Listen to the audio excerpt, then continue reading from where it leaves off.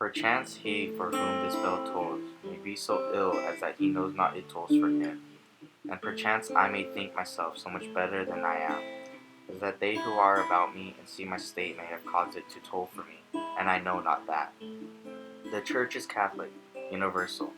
So are all her actions, all that she does belongs to all. When she baptizes a child, that action concerns me, for that child is thereby connected to that head which is my head too, and engrafted into the body whereof I am a member. And when she buries a man, that action concerns me.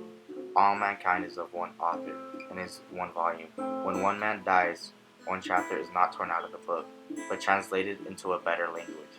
And every chapter must be so translated. God employs several translators. Some pieces are translated by age, some by sickness, some by war, some by justice. But God's hand is in every translation, and his hand shall bind up all our scattered leaves, again for that library where every book shall lie open to one another. As therefore the bell that rings a sermon comes not upon the preacher only, but upon the congregation to come.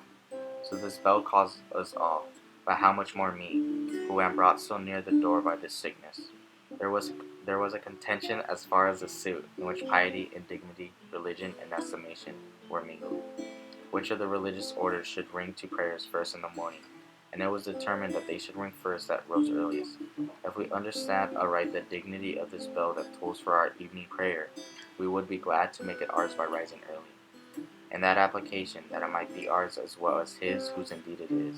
The bell doth toll for him that thinks it doth, and though it turn it again. Yet from that minute that occasion wrought upon him, he is united to God, who casts not up his eye to the sun when it rises, but who takes off his eye from a comet when that breaks out, who bends not his ear to any bell which upon any occasion rings, but who can remove it from that bell which is passing a piece of himself out of this world. No man is an island entire of itself.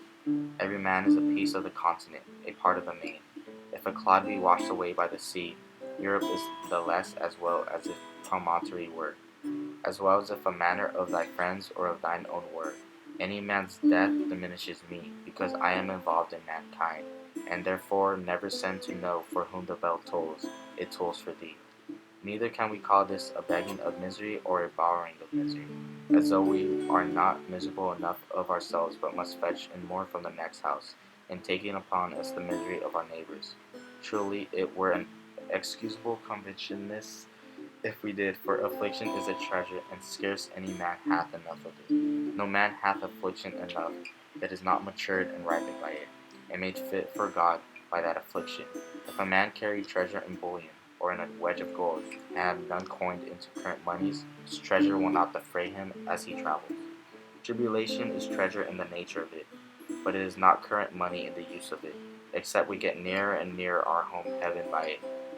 Another man may be sick too, and sick to death, and this affliction may lie in his bowels as gold and not mine, and be of no use to him. But this bell that tells me of his affliction digs out and applies that gold to me.